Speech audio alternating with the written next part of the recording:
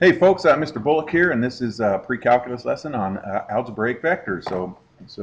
We did it with geometry in the last lesson, so now we're going to do algebraic vectors. Okay, so here's the ordered pair 3, 5 right here.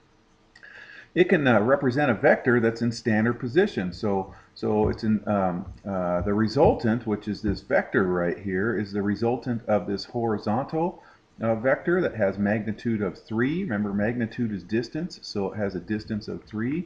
And the vertical magnitude, the vertical distance, has a distance of 5. So this resultant right here can be represented as 3, 5.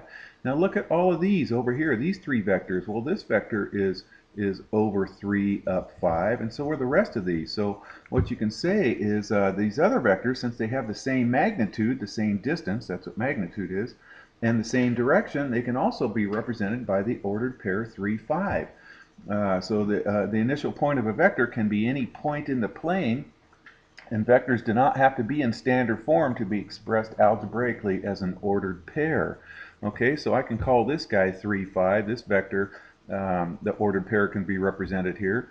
And same with this one, 3, 5, and this one, 3, 5, because the horizontal vector has a magnitude of 3 and the vertical vector has a magnitude of 5. Okay, so we can represent all those as 3, 5s. Here's 2 points, P1 and P2, with horizontal and vertical components, okay, of the vector P1, P2. So here's point P1, here's point P2, here's the vector P1, P2, and so the components are, this is just change in x, you guys. The change in x is this x minus this x, and this is just the change in y, so y sub 2 minus y sub 1. Okay, so the magnitude, the length of our vector P1, P2 can be found using the Pythagorean theorem. Okay, remember a squared plus b squared equals c squared right here.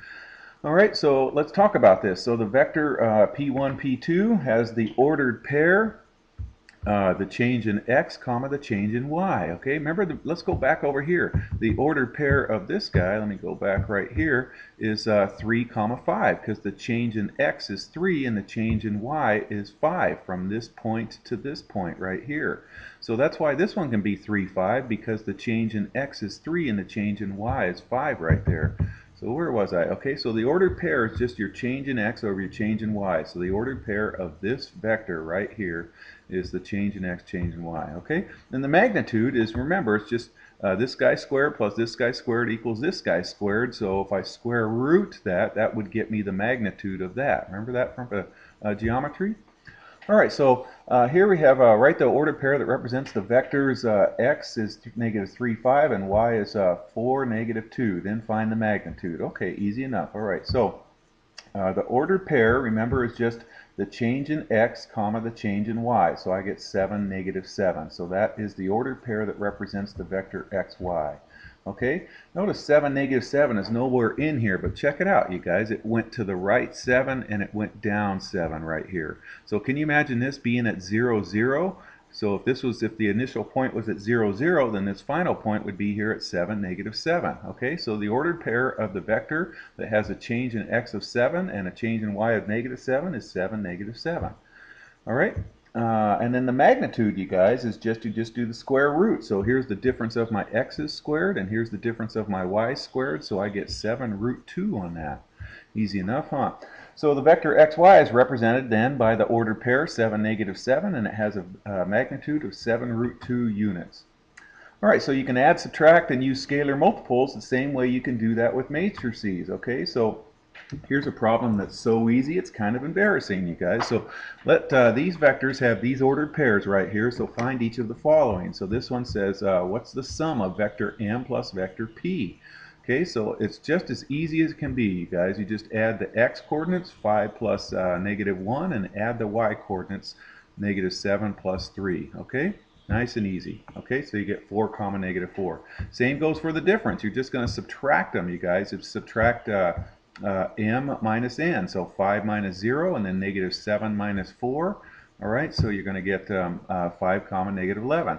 This one's just as easy. Just multiply the ordered pair times 7. So instead of going to the left 1 up 3, it's going to go to the left 7. up 21. You just multiply it by 7. Okay, and then this one's just a combination of everything. Multiply m by 2, n times 3, and then subtract those results from p. So I get 11, negative 5. Okay, easy enough. So a vector that has a magnitude of 1 unit is called a unit vector. I'll be using those later. Alright, so a unit vector in the direction of the positive x-axis is represented by the vector I. So if you see the vector I, that is going in the x direction, and the unit vector going in the positive y-axis is j. So here's vector I right here. Here's vector j. Remember, they're 1 unit long, so this is 1 unit, so this has an ordered pair 1, 0. This has an ordered pair 0, 1. Okay? So vector I has the ordered pair 1, 0. Vector j has the ordered pair 0, 1. Okay, so we're going to use that to represent other vectors, you guys. Any vector A that has the ordered pair A1, A2 can be expressed as a unit vector also, you guys, as A1 with times vector I and A2 times vector j. I'm just going to say A1I and A2j, okay, for the ordered pair, where I and j are my unit vectors. And here's why, you guys. I'm just showing you why. Okay, so A1 times vector I.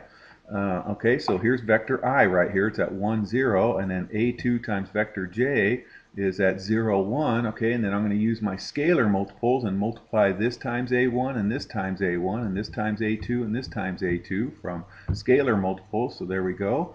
And then to add these two guys, you guys, when I add them, remember it's going to be the x plus this x and then this y plus this y. So I'm just going to add those two guys right there.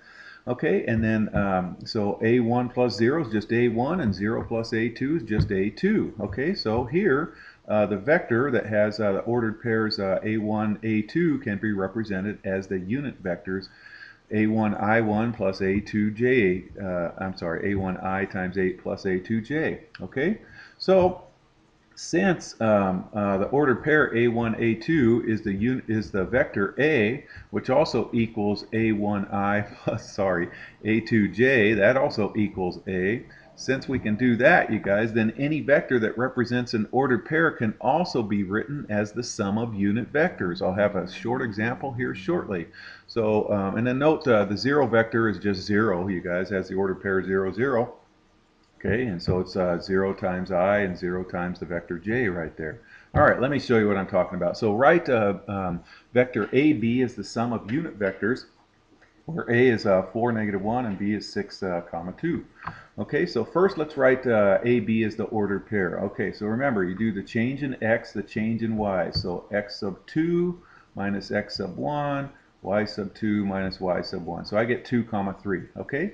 All right, so now we're going to represent that as the sum of unit vectors. Okay? So here's my AB right here. Okay? It's over here at 2, 3. You guys with me? Okay, it's this easy, you guys. Remember, it's if it has the ordered pair 2, 3, then I can represent it as 2i plus 3j. So that's how we represent it as a unit vector. AB becomes 2i plus 3j. Easy enough, huh? It's just new stuff is all, you guys, but it's pretty easy. All right, if you're in my pre-calculus class, I would assign that as your homework. Take care.